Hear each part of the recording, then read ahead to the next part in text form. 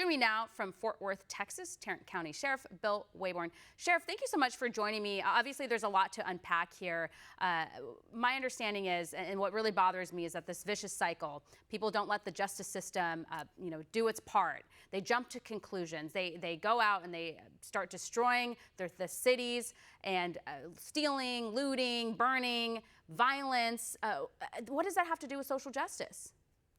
Absolutely nothing. This is just mob rule, and the political powers are allowing it to happen in the localities. And I don't know how they can ever expect their cities to come back to peace where you can feel confident walking along their streets and this not happening. It is a tragic, tragic event. Did you have a chance to look at the Walter Wallace Jr. situation? His family obviously is speaking out. Obviously, he has loved ones. He was a father. Did you analyze that?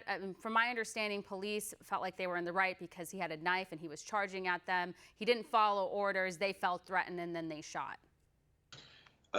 Your analysis is correct. I did see that video several times, and the officers looked like, number one, they were retreating, vigorously retreating, and he began to close the gap on them with a knife, obviously, and that's when they used deadly force.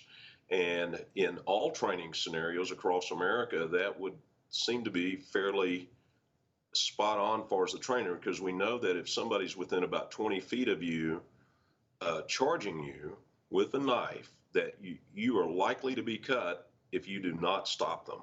And I believe that's what those officers tend to do. But we saw them retreat, which is a dangerous, dangerous tactic when you're backing up with a loaded weapon in your hand. And he continued that approach and didn't follow orders. Yeah. We have video of family members speaking out about what happened. Roll tape. To somebody, came from good parents. Other family members, like cousin Sam White, are questioning why police had to kill him. Police officers are trained to diffuse and de-escalate situations, or they should be trained to diffuse and de-escalate situations. There could have been something else done before you take a person's life. According to initial reports, Wallace Jr. had a knife, and officers asked him to drop it. The family tells me Wallace Jr. suffered from mental health issues and was having a breakdown when police responded. I don't know if they had tasers on them, but if tasers were an option, let that be your first option. Every police officer is not issued a taser. Today, Police Commissioner Danielle Outlaw revealed the officers in the video were not equipped with tasers. As for the family, Fitzhugh wants answers. Is one target, and both of you officers are shooting like you're in a war or something. So is mental health, is that an excuse for charging officers with a knife after not listening to police officers' orders? That it is not an excuse, and we got to remember that this person was with his family and something was escalating that they couldn't handle. It had already escalated out, and they're the ones that call the police to come and handle it. And the police come up, and then he unfortunately and tragically charges them, and they didn't have less than lethal, as we heard right there, and they responded exactly how they were probably trained. And again, they retreated, and the guy continued to advance on them. And far as one of them shooting or both of them shooting, in those type of situations, when you analyze the shooting itself, it's officers shooting at a threat is common when it's truly, truly a threat. Yeah.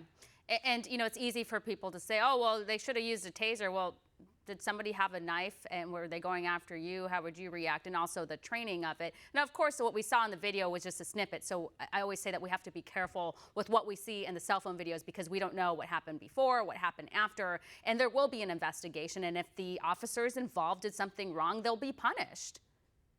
Absolutely. In the police department, Philadelphia, the chief or the commissioner up there has an outstanding reputation. She will take this to task. Her people will look at it from soups to nuts, and if they did something wrong, they'll be fully held accountable. How do you think the officers there are handling the protests and the riots that are going on? Because it seems like they are doing kind of like a hands-off approach, according to the videos. Some people are speculating. There's reports that there was some sort of stand-down order, that they're just there to help disperse the crowds and the protesters and the rioters. What more should police be doing? Well, I think that one of the things I was told this morning in some of my briefings was they were simply overwhelmed. And they didn't have enough officers to deploy because remember, I believe they defunded them. They cut their budget by $30 million earlier this year. And so they are now without the resources to do the job that they have to do. And secondly, is that I would hope that the mayor and the governor would get together and get National Guard in there to give them some assistance. But I hope that it wasn't a stand down order. And I hope it was the fact that they were just simply overwhelmed and didn't have enough resources. I think they're a good agency, and I pray that that's what happened there. Yeah. We'll see what happens in the next couple of days. I don't see it dying down, and there's other protests and riots happening around the country. Also, law enforcement is bracing for Election Day protests and riots. Are you guys doing that in Texas? We will be ready, and we will not be tolerating what we saw in Philly. Yeah. I wanted to get your reaction. We talked about this on the show before, but the war on police, and recently another police officer was shot and killed in Texas, actually by an illegal immigrant. Hardly got any news coverage. The officer happened to be a black police officer, and so you always have to wonder, where's Black Lives Matter? Oh, it doesn't fit the narrative, so it won't even be discussed, doesn't really make national news. You have to really go and look for it. It's really tragic. I don't know if you knew this officer, but I mean, when one officer goes down, I mean, it just must really hurt morale.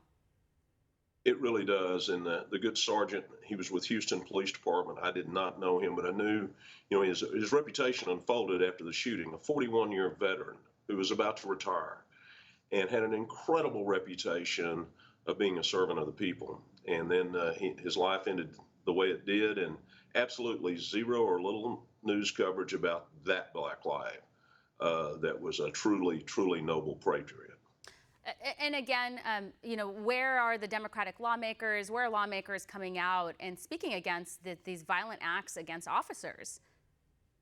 Well, they're not there. In fact, the Biden campaign was saying we've got to move not to shoot mentally ill people, and I'd love to do that, but they need to give the resources to be able to stop that kind of stuff, and these people need to be treated, and the state, the federal government needs to do what they need to do and step up to the plate because they are not doing it. Well, Sheriff, thank you so much for your insight and your service. We appreciate it.